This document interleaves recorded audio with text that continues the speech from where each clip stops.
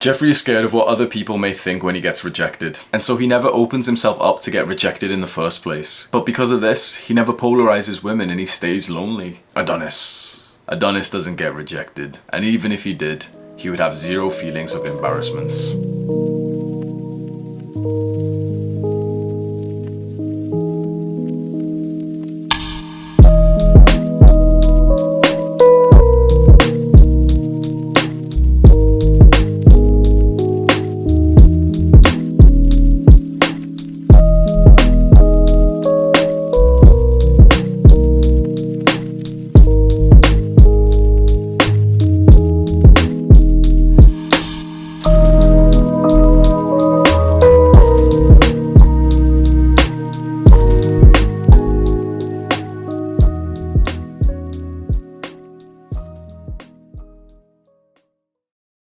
You never tell girls that you like them because you're scared of being rejected and you don't want all the people around you to see that because that would feel embarrassing. But today, you're going to learn how to get over that. My name is Hamza. I help young men go through the Jeffrey to Adonis transformation through self-improvement. Scroll down right now, click on the subscribe and the post notification button to see my next videos. I would never ever make it clear to a girl that I liked her. Through high school and college, I got like intense crushes for girls. Like I really like these girls. But I would never even get close to the point of admitting it. Not even, no, bro, that was too far. I would never even get close to the point of even just kind of opening that up for the fear that she could essentially say no to me, and everyone around me would be like pointing and laughing at me. And so what do you think happened?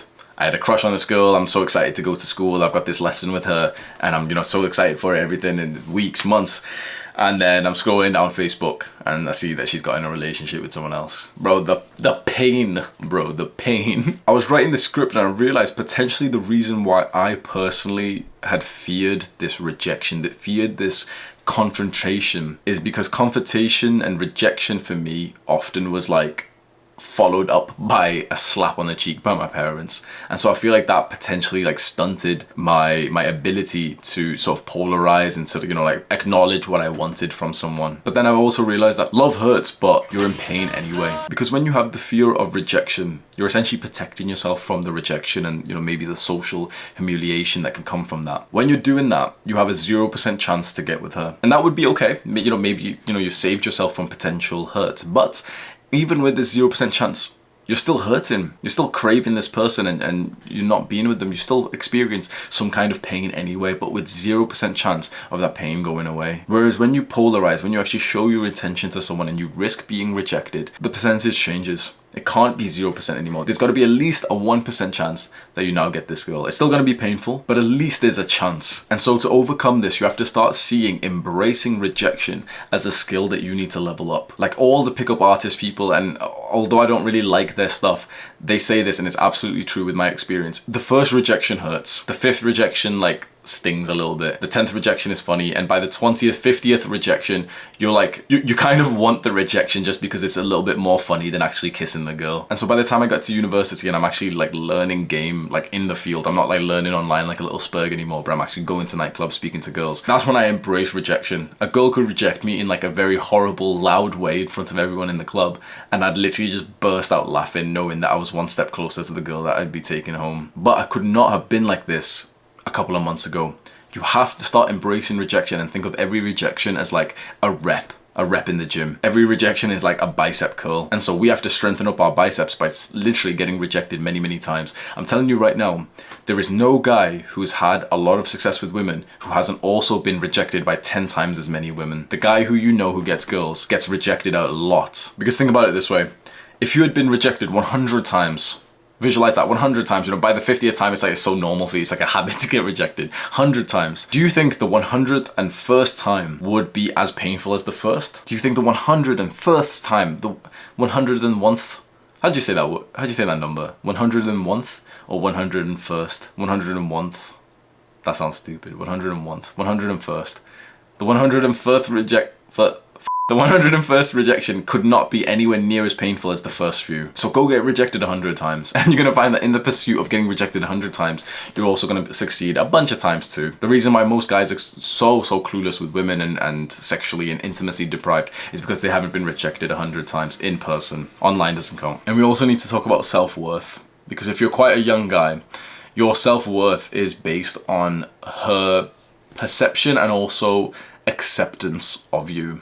And when a woman doesn't accept us, when a woman isn't attracted to us, especially if we like her, it truly hurts. Not just like the rejection, but it makes us double check that potentially we aren't acceptable for love. It makes us feel like we're not good enough for it. And there's a certain mindset that really helped me with this. And this was that when you approach, whether it's online or in person, and she does reject you, she's not actually rejecting you as a whole, as a person. It feels like she's saying you have no right to live. It feel like she's saying like you are not worthy. When in fact what it more is, it's more like she's kind of rejecting the profile that she's seen of you. She's rejecting the 10 seconds, 5 minutes, 10 hours that she's seen of you, and not you with your entire story. But of course we feel like she's rejecting our entire story and all the experiences that we went to and our values, but she doesn't exactly see that. Plus she might just need a shit right now. She might need like dead ass, like she might need like a very sweaty, like she might have like a bad stomach right now. Like the reason why you've gotten rejected is because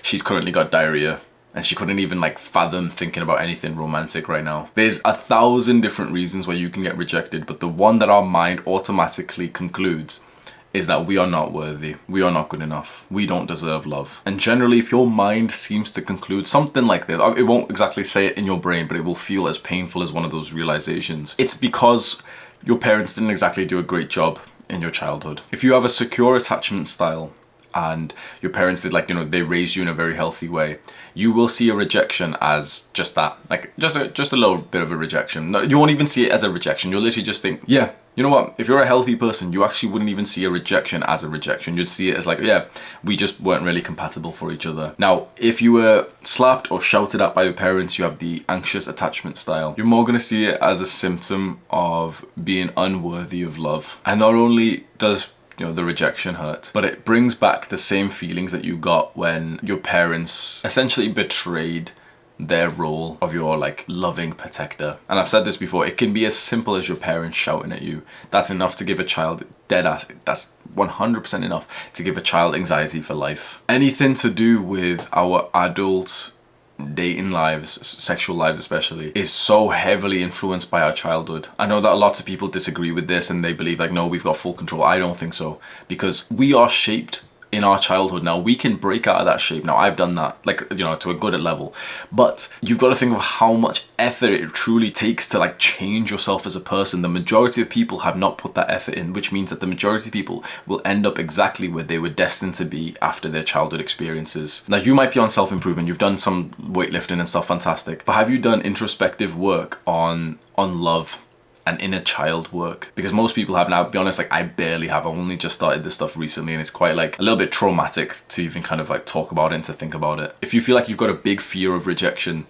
I can guarantee you that it's because of how your parents behave to you. Because getting rejected by a girl today reminds you of you getting rejected in a very hostile, violent way by your parents. And that's why it feels so painful. That's why it makes you feel so anxious. Some depressing shit in it. I wish I had more to kind of say to you right now, but I'm in the beginning stages of really like finding myself in like the inner child type of love work and stuff. So I can't really recommend too much because I'm a complete beginner in this as myself. I'd say journaling would help, but right now, at least for me as well, knowledge is more important, because the journaling doesn't come to huge realizations unless you've got the education in the first place. So if what I'm saying to you resonates, the book that I haven't read much of, so I can't fully recommend it, but I can say it to you in the sense that I'm currently reading the book. And the book is How to Do the Work by Dr. Nicole LePera.